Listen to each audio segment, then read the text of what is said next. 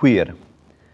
En inglés, sus múltiples significados han sido muy amplios y mutantes a lo largo de los tiempos, designando la excentricidad, anormalidad, rareza, extravagancia, peculiaridad, etc., de alguien, o señalando como sustantivo a une extrañe.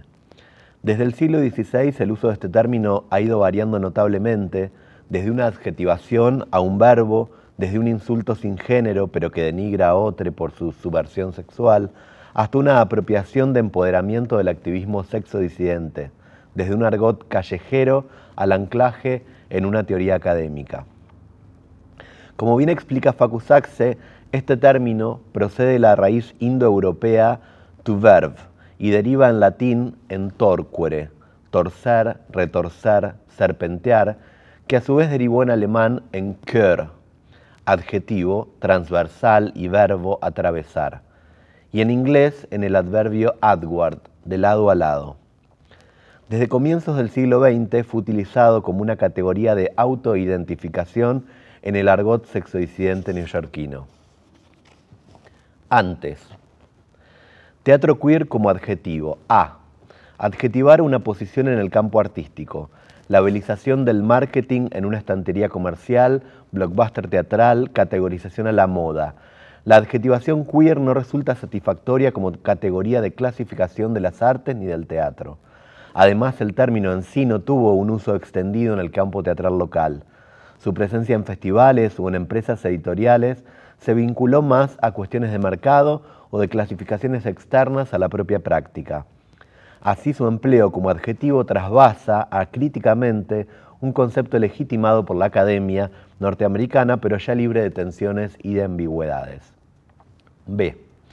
Adjetivar una adscripción identitaria. Resulta problemática una lectura que defina a la categoría de arte queer buscando rastros de la identidad sexual o genérica de sus, autor, autora, autores en la obra. Lejos estamos de considerar que la tarea de la función crítica sea la psicología de los artistas. C. Adjetivar los efectos en los receptores. Se apoya en los efectos de su contenido en el acto de la recepción. Rancière ya da una respuesta a esto en El espectador emancipado cuando afirma: la eficacia del arte no consiste en transmitir mensajes, ofrecer modelos o contramodelos de comportamiento o enseñar a descifrar representaciones. Consiste, antes que nada, en disposiciones de los cuerpos, en recortes de espacios y de tiempos singulares que definen maneras de estar juntos o separados, frente a o en medio de, adentro o afuera, próximos o distantes. D. Adjetivar una estética. Se da por supuesta su existencia en la adjetivación, la cual resulta un área de problemas, porque ¿qué se entiende por estética queer? Muchas veces el problema que lo queer encuentra en sus propias propuestas teóricas es que pretende abarcar un conjunto muy amplio de realidades, vínculos y propuestas desestabilizadoras de las normas sexogenéricas, pero luego, mezclándose en algunos discursos, se termina usando como herramienta generalizadora que se concreta en designaciones identitarias que agencian otro tipo de posicionamiento filosófico y político. En muchas ocasiones estos intentos de definición apelan a otras nociones ya estudiadas como lo kitsch y lo camp, que no pueden construir una argumentación sólida de sus postulados. La discusión de estas ideas sigue siendo un campo vivo de debates y tensiones que cuestionan las propias prácticas.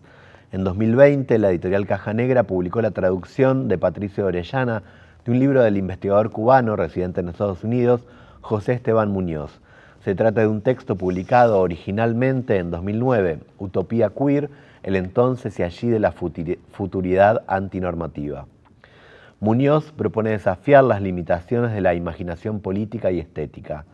El trabajo crítico que realiza el pensamiento utópico en su formulación más concisa y lúcida nos permite ver mundos y realidades diferentes.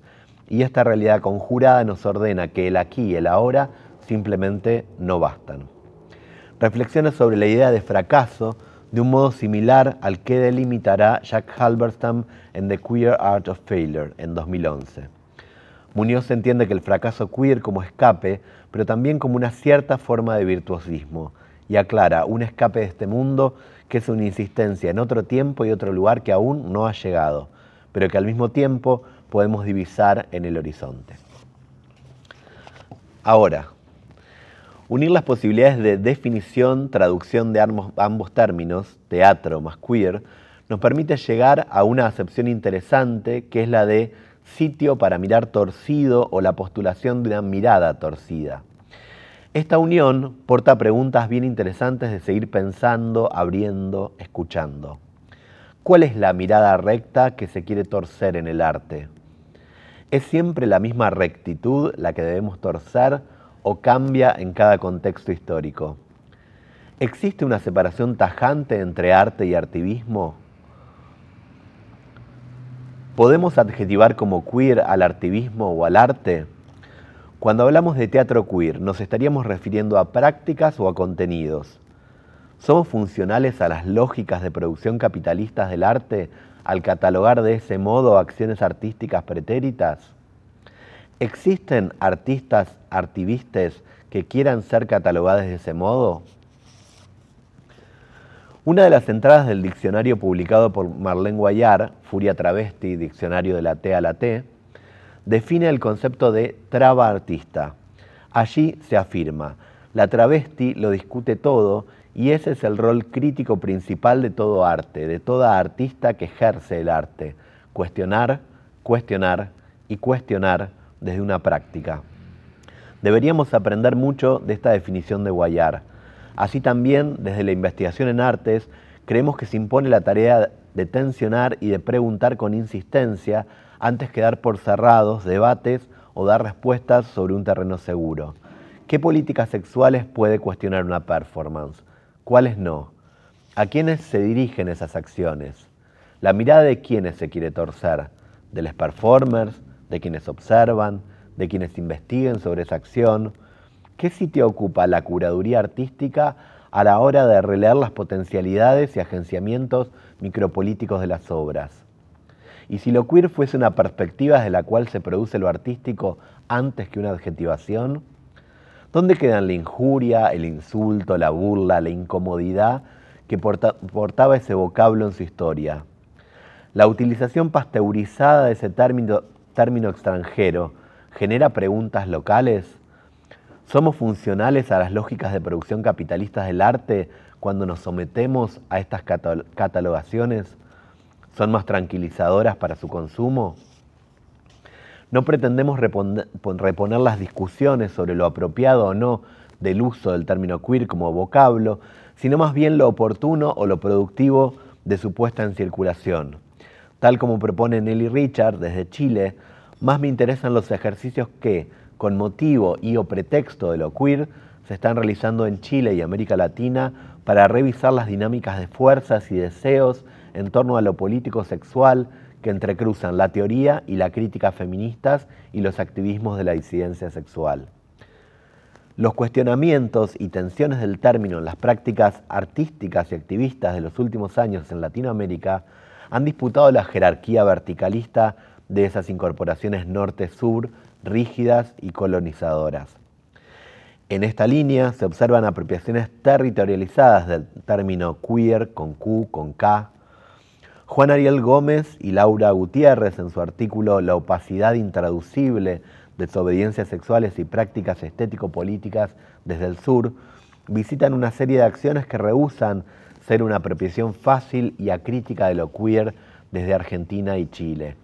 Las acciones de los colectivos Fugitivas del Desierto y de la Coordinadora Universitaria por la Disidencia Sexual, así como la escritura de Felipe Rivas y las interrupciones de Val Flores, las cuales funcionan contra la promesa transparente de la traducción cultural. Se trata de prácticas que, según los autores, punzan una imaginación disruptiva en y desde el sur, teorización heterodoxa de un saber tránsfuga, emergente en los extramundos del conocimiento legitimado y de las acciones esperables. Localización estratégica, interrupciones, diferentes modos de intervenir en esa porfía intraducible de lo queer desde y en América Latina. Intervenciones que se rehúsan a prometer un final feliz o seguro de nuestras existencias, no se cimientan ni se apoyan en lógicas de futuridad o trascendencia, porque como afirma Nicolás Cuello con claridad, el fracaso puede devenir en una ética comprometida con la experimentación constante del límite subjetivo, como también un modo de producir conscientemente estrategias de reparación que pongan en marcha otra temporalidad utópica. Después, teatro queer como verbo. 1. Encuirar al teatro, interrumpir veintitantos siglos de una praxis teatral occidental, patriarcal, heterosexista y violenta. 2. Enarbolar como asunto ético el pensamiento sobre las representaciones de sexo y géneros en la escena teatral. 3. Disentir desde la escena con aquellas definiciones sexogenéricas impuestas desde un sitio externo al autopercibido. 4. Dislocar los lugares normalizados de la mirada sobre los cuerpos. 5.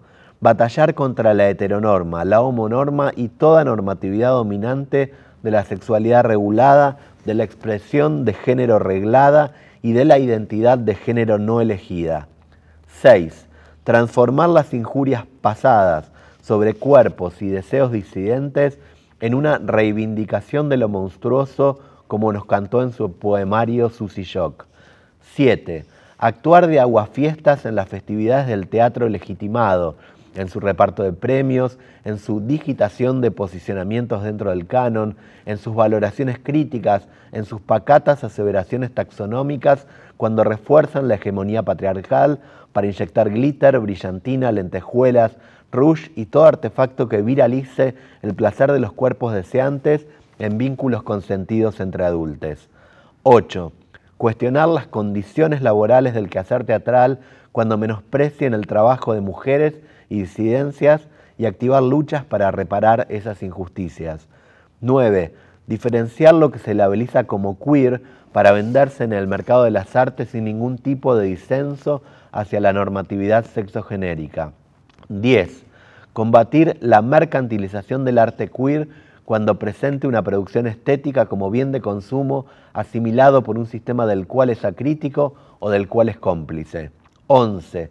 Abrazar a las identidades fluidas y abrigar a los cuerpos despreciados y estigmatizados por la hegemonía de la mirada patriarcal, misógina, ciscentrada, heterosexista, blanqueadora, masculinizada, genitalizada, transfóbica, gordofóbica y capacitista para proponerles que tomen la escena si es su deseo. 12. Desmontar estereotipos hegemónicos de identidades de género, de cuerpos deseantes y orientaciones sexuales que ridiculicen, violenten, injurien, violen o sometan desde el poder de turno a esas identidades, a esos cuerpos y a esas orientaciones. 13. Problematizar la categoría de teatro político cuando solo se enfoque en problemas de clase o de poder, invisibilizando las pujas contra una sexopolítica opresora. 14. Poner en valor la construcción de una memoria colectiva en su aspecto sexopolítico desde su potencialidad de crear nuevos mundos más vivibles.